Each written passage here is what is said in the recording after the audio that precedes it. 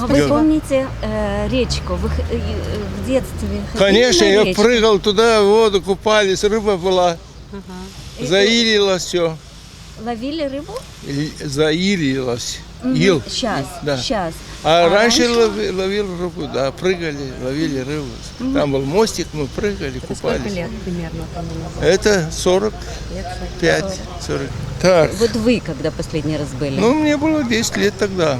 Это, считайте, 60 лет назад.